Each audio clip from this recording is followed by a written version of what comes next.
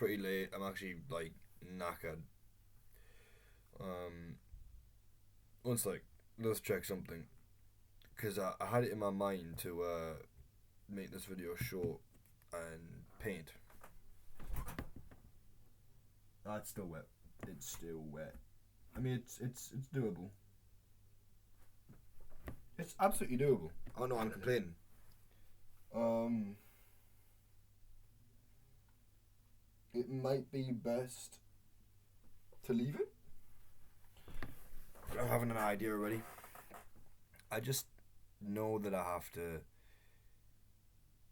put this video up. I know I'm gonna put this video up because I said I'd do a video a day.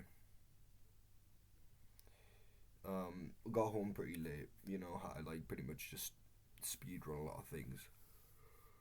Uh,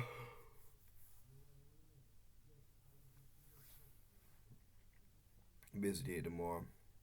It's a quiet week because there's no class, but then there's a lot of other things that make it busy. You know, like tomorrow I've got like six till seven, and then seven till whatever. You know, things are full up. Tuesday, Wednesday might be a little bit more forgiving, but even then it might be the same sort of routine without the later night stuff on Monday. Um, Thursday and Friday,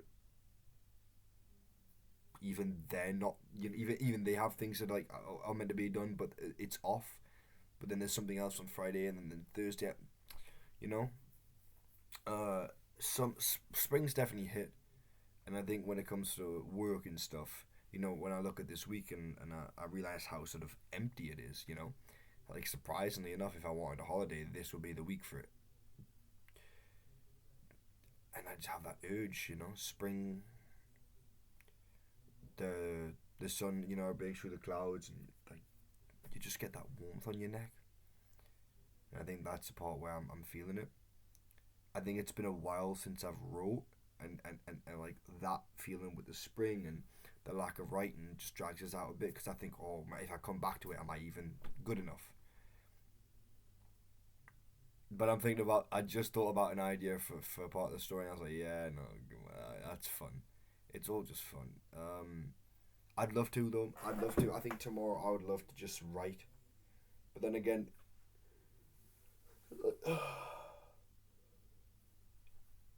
let's actually air me thoughts. You know, I don't think it's not like 10 minutes long, but let's just air me thoughts. I think tomorrow I could potentially, like I've got till six, right, till I got to be here somewhere. But then that means I've got till five. So if I wake up, then I've got till five, right? Can I wake up at like 8 or 9? I did. I also want to start waking up like early, you know, 6 and stuff. Because usually I'm waking up at like 9 or 10. Um, but I could also sit inside all day and until 5, and then leave the house, and I know I'll be looking out at that like sun and think, oh, I'm missing out. That FOMO. Summer brings a lot of FOMO, you know, stepping outside. So even then, I, if I've got till that time, I can do whatever. I go to Time Mouth, get a drink and just sit on the beach and start writing. Not wrong with that. Obviously, don't get sand in your laptop, but I think there's always enough possibilities to let life not be the way it is at the moment. So I think you can always embrace the change, and say if you wake up and you're depressed, fair enough. But you can also go a Time Out. You could probably just take a train to Durham. You know, if you wanted that extra stretch, you could go to York and read on the train, get a little bit work done on the train, you know, and then go around York for a bit, find a spot, do some work. Just a lot of ideas, right? There's a lot of ideas for a lot of life because things don't have to be the way they are right now. Like right now, I'm thinking about the story and how I might fuck it up. Well, it doesn't have to be the way it is right now. Let it change, you know, go with it. I think recently I've been thinking about like lots of different writing, and I haven't really been doing it, you know. I've had an idea for the opening of like a novella. Um, the Yeti stuff is still looming over. I know I've got to do another draft of that.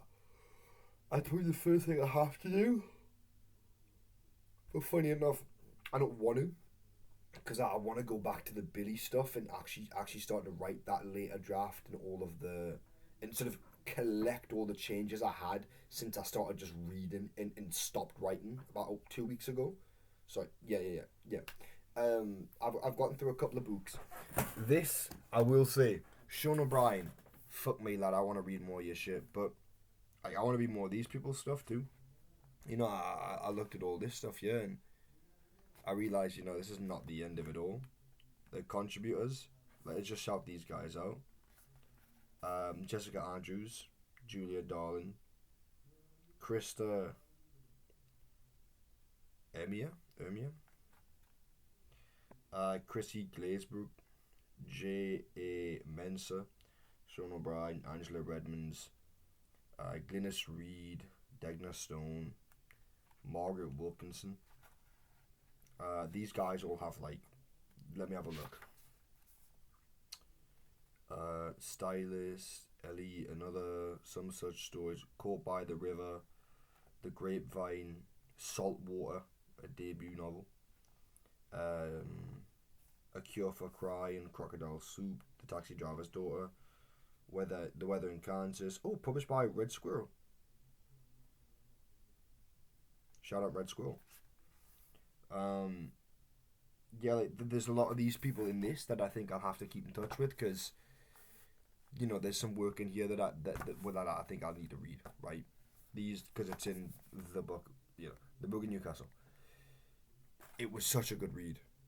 I think this almost, somewhat, in the same way that when you listen to Sam Fender and you realise, fuck me, he's maybe like a 5 minute on the metro, that's where he's from, No Shields, and you get that feeling of when he says nout in a song, you're like, fuck me, finally someone said the word nout, in popular media. And then you get this, you get Walkergate, you get Heaton, you get hit with Chili Road, you get hit with the one,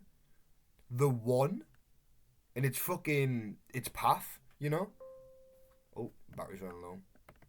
Yeah, you get hit with the one, and it's Path, and that is fulfilling to the soul. I'm like, all my days, there's work out there that is me, that is my my life, my place, my home, and it's like unbelievably satisfying to see it in a book like this. And I think it'll be more satisfying to read more of their stuff. But obviously, me as a dipshit decided not to look at that or understand any of that, and got those fucking massive fuck off things. They'll still be good reads, but by the time I finish them and the master, the dissertation comes around, and I'm still writing stuff, and I realise, fuck me, there's still all of these guys to read, and more of these guys' work. Pat Barker, I still think I can get 2 more books out of him. David Almond, there's still some of his stuff that I haven't got. I'll probably have to write all this stuff. That matter of fact, I'll even just write it down now.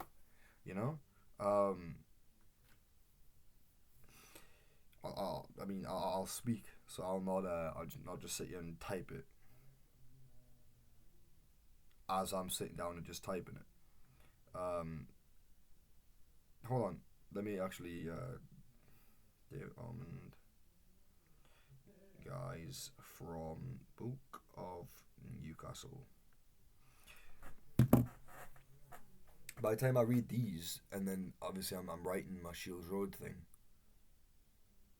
I have way more to read, and maybe hopefully these will actually give enough grounding. But then I read all this stuff, and it's like the way this fulfills me also puts a lot of pressure and says you have to match this or do better or represent it just as well, and I think what I liked about this book was the fact that there was there's still not a story from Piker, that to me I think is obvious. There won't be a lot. There probably will be, to be fair. Maybe some of these people's stuff will have something in, but I've only really saw these 2. These 2 books over here, set in Piker, and is what it is. I'm trying to be like Steinbeck, so I'm gonna constantly use the, there's a town in Monterey Bay inside California, and so on and so just what in Salinas County, by Salinas River, all that. There's a wall that goes around Baika, or there's a river that goes the Tyne. Just sort of using all those. Maybe I wrote something down in this, or I wrote it on Word. Yeah. Like this inspired us because a lot of this stuff was in the town more, and I thought, well, if you're ever gonna use the town more, you could just literally just say, it's such a simplistic thing. Like these guys all wrote really good short stories. If I'm gonna shout out the short stories that I thought were like really good, Coleman from Newcastle, fucking hilarious. Magpies, I didn't love it as much as Coleman from Newcastle, but it definitely had that heart to it, and it was a bit, bit wacky. Tabs, fuck me, like not the average lad will know about it. I think they'll obviously know about Tabs, but the idea of sitting in Littenfield and all that sort of stuff. But then it really does feel very gentle and homely in a way. Just a well written story. Thunder Thursday on Pepperton Grove was a really good high end story. Living on Planet Clacky, they were all really melancholy in a way. Duck Race was a bit like fuck me, all of them. The Here and Now was definitely sad. The last two, I think I didn't give them the attention they deserved, but this genuinely, if you are from like a city that has one of these things in them, there's the Book of Liverpool, Birmingham, Sheffield, Cairo, Dhaka, Gaza, Havana, Tehran, Istanbul. You got Leeds, Riga, Rio, Tbilisi, Tokyo. I'd grab that because I think I don't know how they collected them, but the people that the people that they collect them from, all good writers, and they're all pretty well established writers. I think that's kind of their point. They this was produced with well established writers. It wouldn't have been like you just chuck your thing in there, which again gives me more motivation because I look at something like this and I'm like, okay, this is people have had some prestige put on them. Also, Sean O'Brien, good writer, but the fact he's from Liverpool, the fact he's from London pisses me off. Not to dog on anyone, but the Book of Newcastle being written by someone in London, I feel as though it's like it just feels off. Not to say his writing's bad or that he doesn't have the credit to do so. It's just like the point of the Book of Newcastle would, in my idea, would be, this is where somebody could probably point out some nationalist or racist stuff, is that you take Newcastle and you only give people from Newcastle the chance to write it, but I think Sean's been up Newcastle for a bit, so he's kind of like an honorary Geordie. I wouldn't even go that far, an honorary Northerner. But then again, I don't have the say on that. I can't just start spitting stuff like that out and just acting like I run the block. I'd love to be a part of the fucking book. I'd love to meet Sean. I'd love to talk to Sean. I'd be like, lad, I know he did creative writing in Newcastle Uni, but I went no from here. So, honestly, just I'd love to be a part of this world. I'd love to finish reading all this stuff and when I finish reading all of it and having more of the other stuff, all these other stories to read and realizing in the same way that I'd felt I wanted to be in the literary canon with Steinbeck, a part of that world, like a bit of cereal inside the milk bowl that's got like Steinbeck, Dostoevsky, and all these other people. I'd be like, oh yes, let me inside the cereal bowl. Now I'm thinking, let me be a part of this one too. Let me get deeper. Let me just be a part of it all. I can't wait to actually be a writer if I get published. Like, oh my fuck, I don't even know how to say it. Like, it's the dream, obviously. Traditional publication, just being a writer and not faffing about, you know. Just always constantly every day writing, being like, right lad, I've got this idea. People having trust and confirmation that, well, let's work on something, because you're not, you know, a useless piece of shit. There's a slight bit of talent there, obviously, from not even for my ego, but just for the fact that I am quite a weak person. That little bit of affirmation always helps. But then again, I you know, I'm a writer and I'm from Newcastle, and I'm reading things that are from Newcastle and they're writing, and I can't help but think how fucking satisfying and how wonderful it would be to be a part of it. You know, I go in the Lytton Phil, and I feel like I still don't know anyone. You know, not that I told anyone, but I feel like, you know, you'd look at me and you just wouldn't assume. But that's my point. I think is hopefully in the future. I keep saying this, but I'd like to hopefully say that the thing I have over all of these authors, the thing I have about over all these guys here, is that I'm in love with it. Not more so than they are. Not that I'm better or anything like that. Just that these lot are all older, you know, developing, and it's the same with the people in my class too. I hope that it's my passion and my love for the game that keeps me going, and I don't look at someone and think you're better than me or I'm less. Like, fuck that. To just put that aside and say, you don't know how much that it means to me. And I think that if you realized how much it meant, it would crack a facade in your head, you know? It would make you think, like, if you look at my face now, you could see this, and you could sort of make judgment.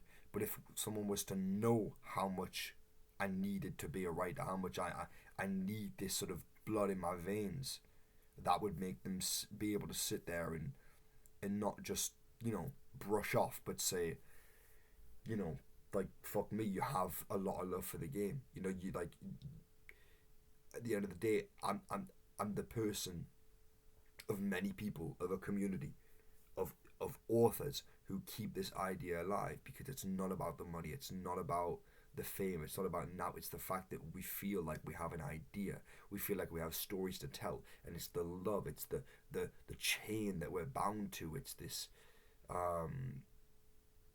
quite literally, right, this blood in our veins, this oxygen we, was that noise? This oxygen we can't, well, hold our breath for too long, otherwise we'll start choking. And be able to be a part of that and say, look, if you lot want to sit here, like if Sean O'Brien, I take him as a really good writer. If he wants to sit here and say to me that he loves writing, I don't care if I'm any, like, better than he is. It was never about that for me. It's about the fact that I can sit across the table from someone and say, I too fucking adore this. I too need this. And no one's value, no one's judgment, no one's opinion will ever sway that fact. Maybe mine when I'm going a bit fucking loopy sometimes, but I'll come back to baseline and just be like, there is nothing, nout, in the world that I want to do as a job, as a career, as a purpose. If you put me on this earth and you say you have one thing to do, what's your main thing? I'm a writer. Through and through. I'm a Geordie. Through and through. Bit biker, bit Walkergate. That's mine. You know, that's my stuff. That's my area. I'm not some fucking Elsick. You know, I'm not some Westgate. I don't know that life. Never been that life. You know, a bit Heaton. Maybe. Yeah, Jesmond's close by, but, you know, it's a bit money in that. Let's just be realistic. No one's from Jesmond who's a real person. They're all werewolves and vampires. But, but yeah, this is what I got, and I hope that I can always say and never not say that I'm absolutely in love with my life. I'm in love with my circumstances and my gifts and the breath in my lungs, and the fact that every day I wake up and I'm just thinking about writing. About writing fucking words. Because I think ultimately, when you write and what you do and why you write, is because you have this like, obviously I'm talking for myself. You have this. It's not even a void. There's an overflow of love. To me, I feel like I've got an overflow of love for biker that I need to express it, and I want to express it through a form. That form being short stories, novellas, novels, very clear traditional storytelling metrics. Maybe some postmodern stuff in there because I think being a product of my time, I'm gonna more or less use certain techniques that just feel natural, right? Because of who I am and where I am. But that's stuff. That's all the technical stuff that you saw as actually being a writer. More so talking about the heart of it here. I wake up and it's been a little while now, and I hope it'll continue to be a bit more that every single step of life makes me more and more qualified, more and more in love with the things that I'm doing. It seems to have had that rhythm so far, and I hope that there's no crash. I hope there's no point where I'm despising it. Or what if I'm muted this entire time? Okay, we're good. Well, yeah, what I don't want anything bad to happen. Bad things will happen, but I want to be able to hold it and weather it, and just say, yeah, look, like there's a reason why I started this stuff. Whether it be the comics, whether it be, my love as a growing boy, whatever, whether it be just stories. I'm a lover of the game. I'm a lover of the craft, and what else is there to say? Being in a room full of all the greatest writers and authors of all time, what else? What else would I be able to say? But I love this. I fucking love this. You know, like you look at Hemingway, Fitzgerald, you know, both Sean O'Brien in that bloody room. You know, what are some great writers? You look at Sanderson and the output that he does, and I'm fine saying like, lad, I'll never be able to work as much as you do. You know, take me in with Bradbury, I'll say, look, I probably don't have your imagination. Bring me in with Steinbeck, and I'll say, lad, I'm just not the goat like you are. You know, just so many writers. I'm never gonna be as like philosophical or intellectual as Camus. I just can't do that. But what I can say is, all you guys have thoughts and feelings and reasons to why you do this. And for me, it's the fact that I'm just in love with it. I'm in love with it. I'm married to it, you know.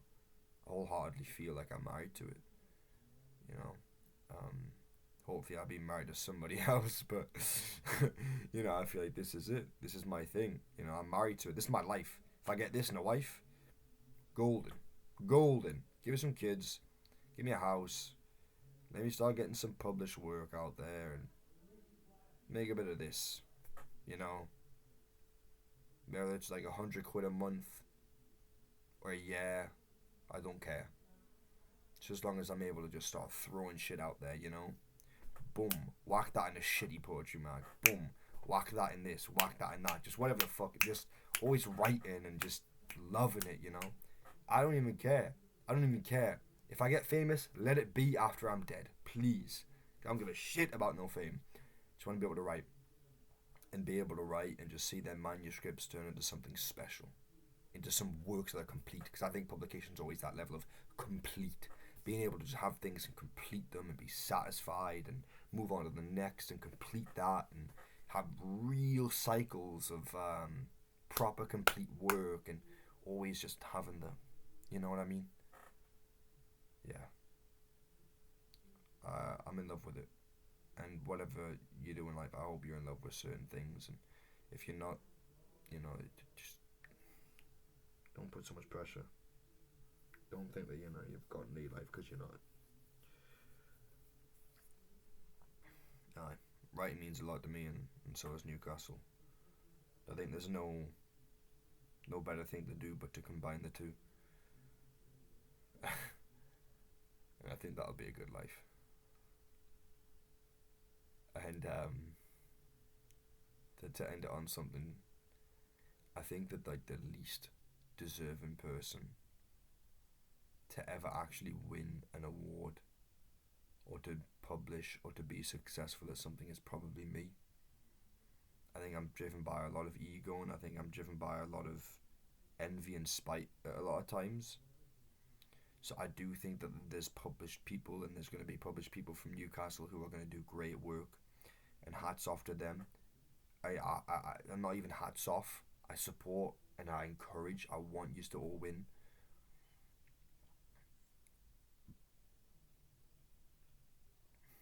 But a kid can dream. A kid can dream. And yeah.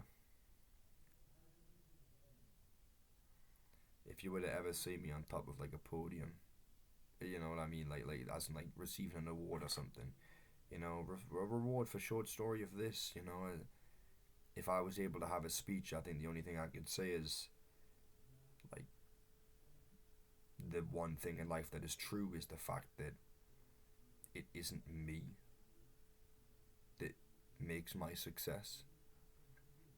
My mom, my family, my nan, my uncle, all my friends, all the security that had to be put in place for me to even write a story, and then the people that look at my story and think it was good and then meet me in person, even though I'm a shit cunt of a person, and think that the work's somewhat decent and continue to accept that.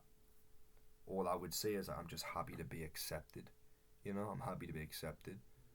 Uh, and if, and I think that's the funny thing is, I do see myself as the person who could and should never succeed. You know what I mean? The little Filipino kid dying in a ditch who becomes a millionaire 20 years later. You know, the kid from Biker who, you know, his brother's OD'd, his mom just, you know, he's just one of them. You know, if you know, you know. His mom's just one of them, and you get yourself in the wrong crowd, and that's it. Your life just goes downhill, and you waste your life away, and you know, you're getting too much of this, you're getting too much of that, and you end up dying. You end up dying young, you end up losing it all, and there's never really been a life there. And I think I've seen myself as that for quite a long time, but now I reject it. And I reject staying in them places, I reject being in that place, I reject being that person. So that I do believe if I can succeed, there's not a single person in this world who can't succeed. Not a single one. Everybody, if I can succeed, anybody can succeed. Because I'm the least deserving, the least talented, and so on, and so on, and so on. But this is not, you know, a way to just bring me down for sympathy or now. I expect to have a really hard time and not be published for a really long time. And I don't care if I die unpublished. I'm just gonna keep writing. Keep writing because I love it.